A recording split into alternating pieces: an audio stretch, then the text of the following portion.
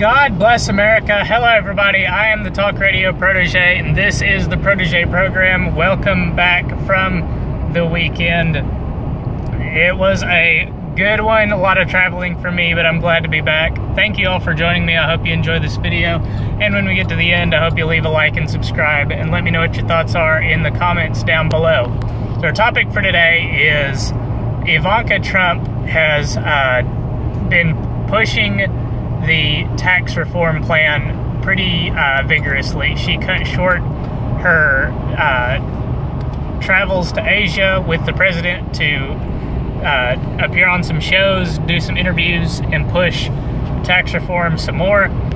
She appeared on Fox and Friends recently and did a short interview there.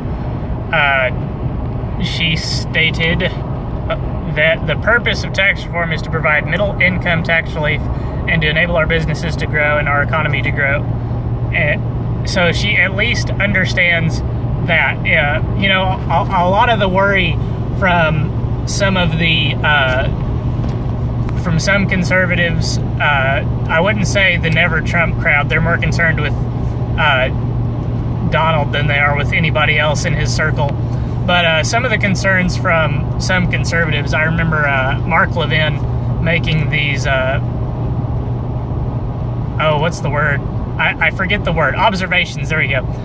Mark Levin made some observations about how Jared and Ivanka, are two of President Trump's most trusted advisors, are dyed-in-the-wool liberals, registered as Democrats for many, many moons, have supported liberal and Democrat causes, but Ivanka, at minimum, seems to be on the right page when it comes to tax relief in the economy.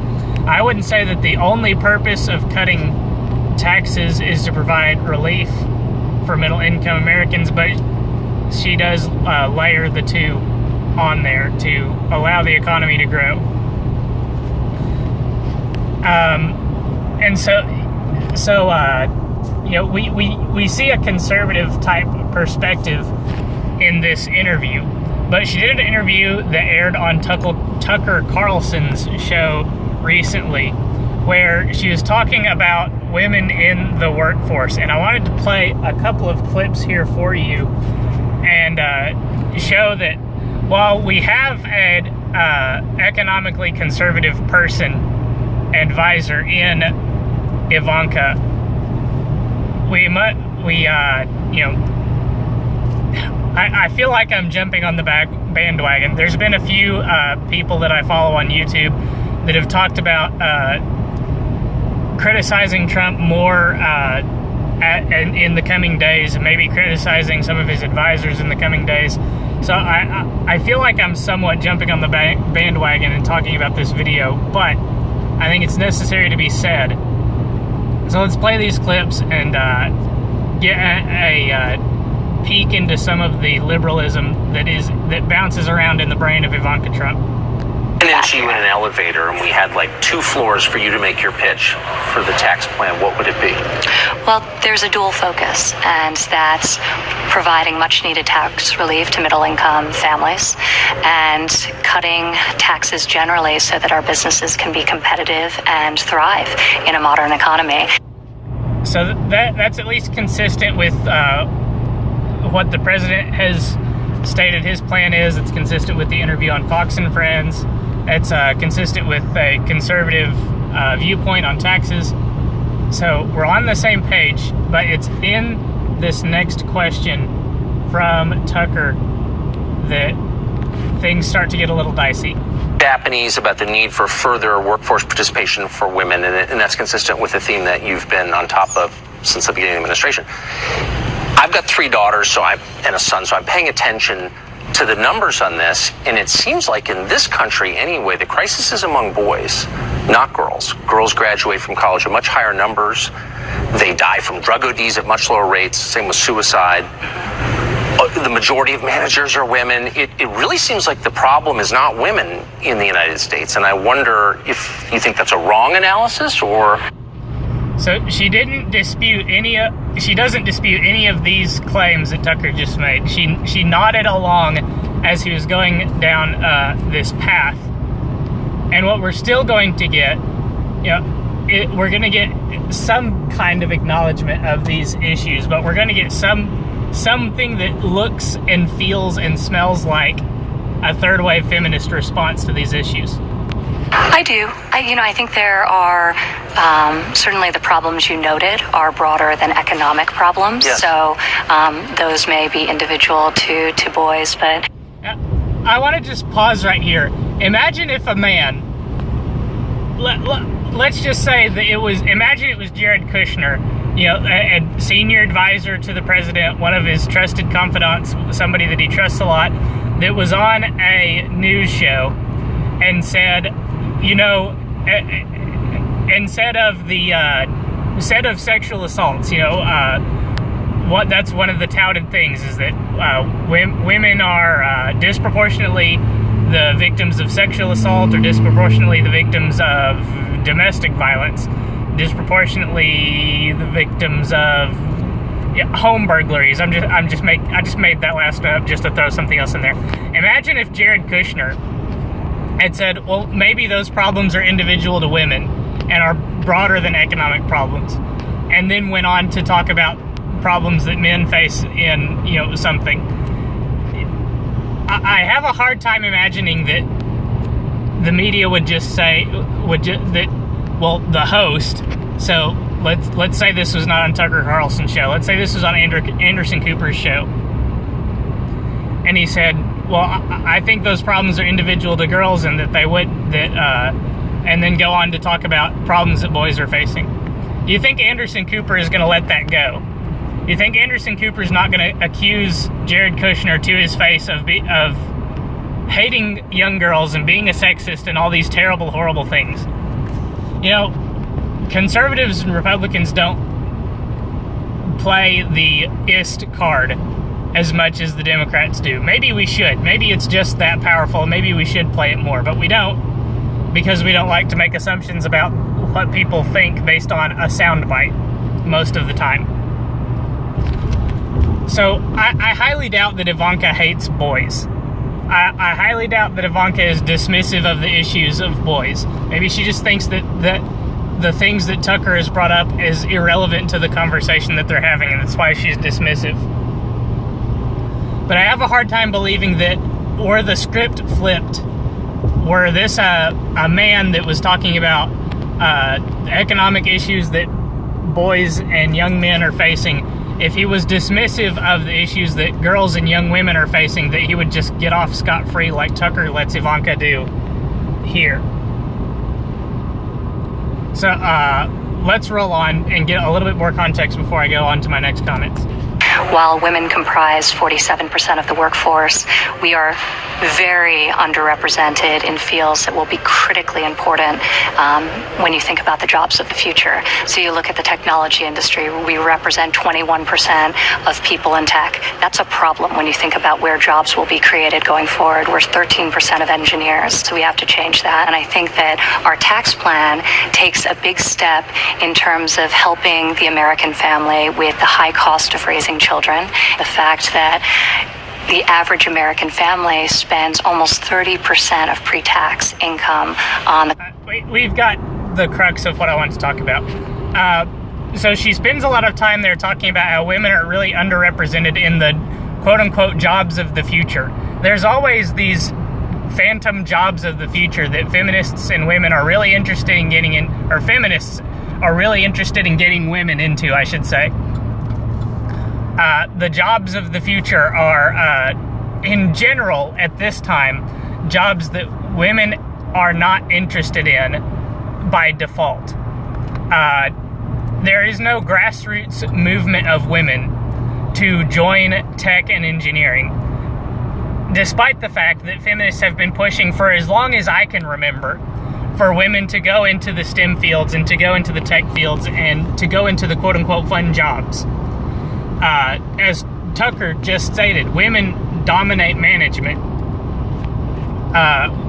Women observably dominate education. women observably dominate nursing. Why aren't we asking the questions? Why isn't Ivanka talking about women dominating those fields? Why isn't she asking the questions? Why are women going here instead of to tech and engineering? Why aren't women going to the fun jobs in favor of? Why aren't nurses becoming doctors? How big of a leap is it to go from a nurse to a doctor? And why aren't women doing that? How big of a leap is it to go from an elementary school teacher to a college professor? How big of a leap is it to go from a college professor to a researcher? How big of a leap is it to go from a researcher to an engineer? Why aren't women pursuing those tracks? Ivanka's not asking that question. And this is something that Tucker doesn't call her on. I have a hard time imagining Tucker not calling any other garden variety feminist on these issues, but he gives Ivanka a pass. And it's the playing for the team mindset, I think, that is present.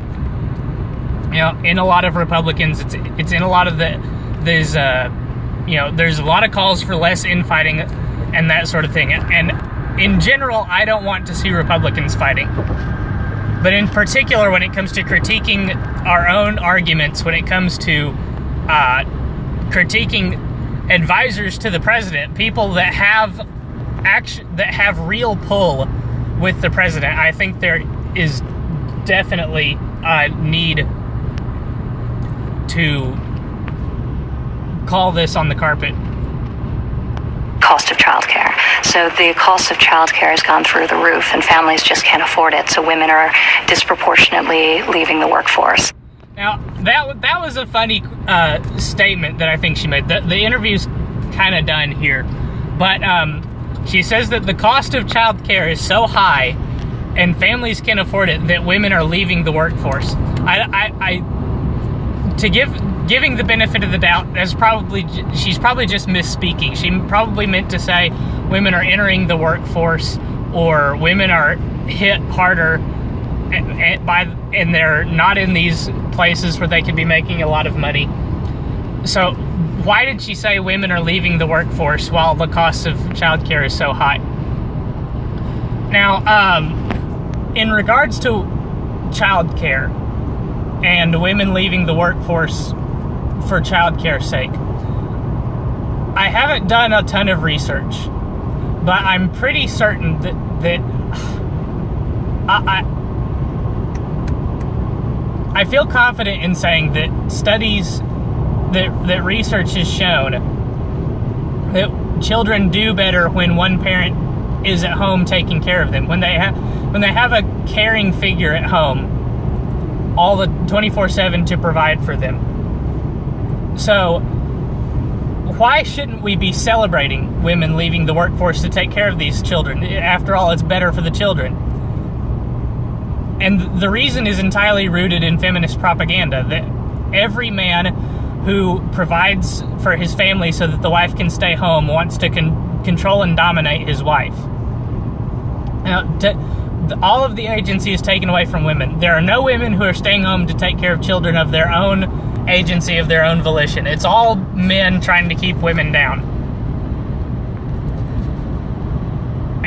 And I know allegory anecdotes don't make up actual science, but I know